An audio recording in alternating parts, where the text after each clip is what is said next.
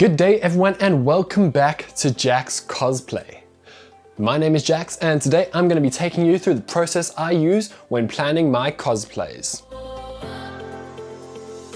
So when it comes to planning a cosplay, the first and most important step is to decide which character you want to cosplay.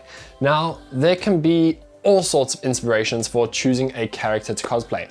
Perhaps it is a character from your favorite comic book or novel, a character from your favorite game or movie, or perhaps it's an original character design that you've created yourself. The list of options is absolutely endless. So choosing a character is the most important part when it comes to planning a cosplay, because you need to know who you're going to want to cosplay.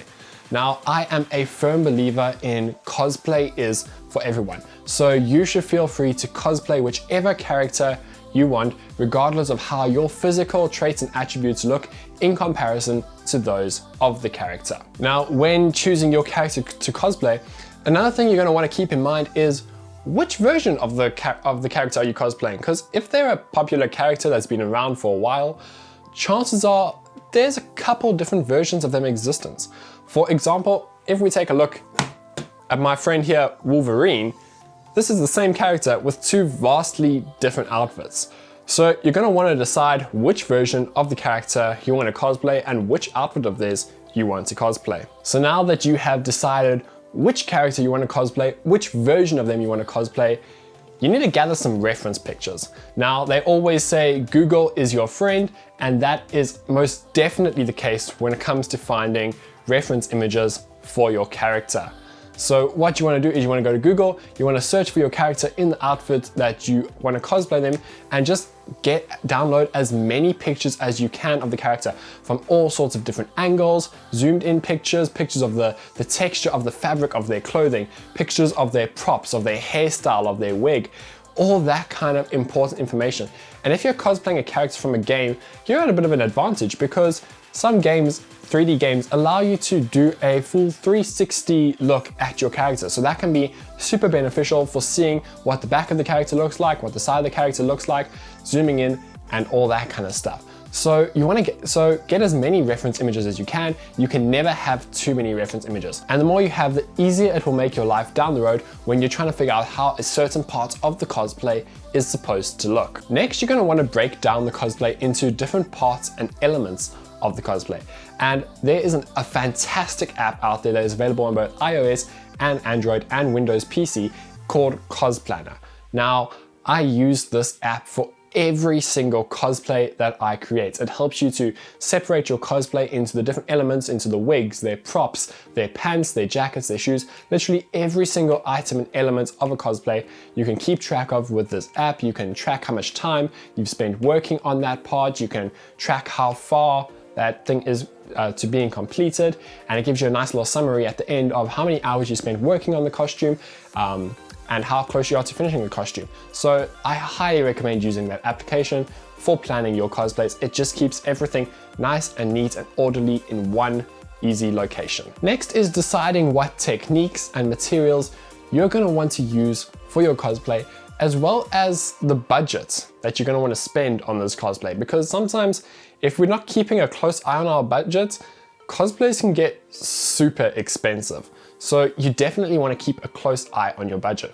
So when it comes to deciding what tools and techniques and materials you're going to use, you can pretty much just right here on YouTube, just in the top bar up there, here on YouTube, just search for the character that you're cosplaying, and chances are someone has done a tutorial on how to make that cosplay or a specific part of that cosplay. And they'll generally tell you what tools and materials you'll need to do that. Over here on my channel, I've also got a few tutorials on doing some certain things, and I've got a video on the different types of materials and tools used in cosplay.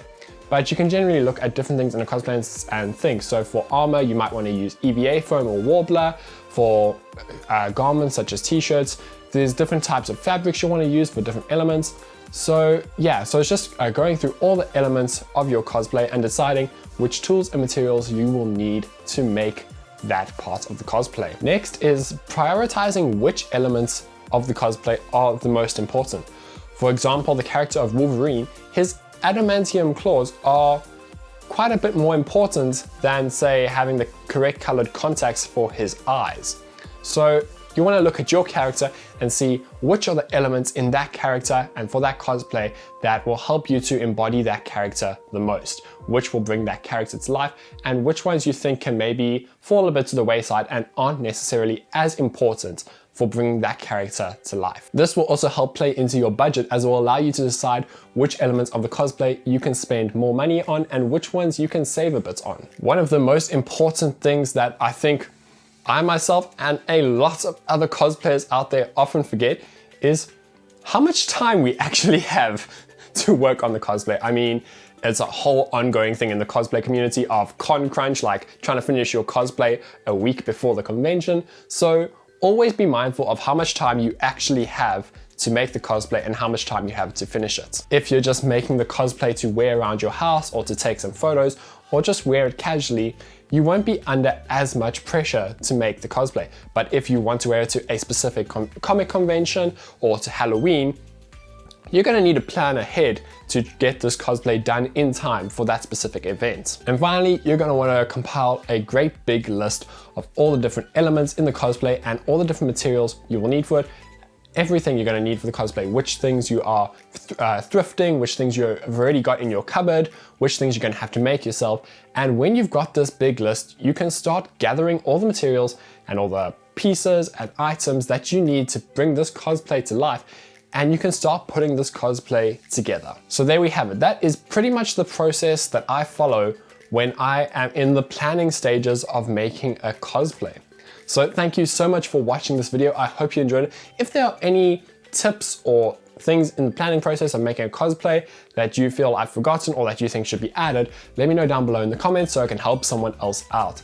If you've got any other comments about my channel, about the kind of content I do, about the tutorials, anything like that, drop that down below in the comments as well. And thank you so much for watching. You can check me out over on Instagram, which is @jax.cosplay, to stay up to date with all the other projects I am currently working on. And don't forget to subscribe here so you can stay up to date with all the videos I put out. Until next time, this has been Jax Cosplay.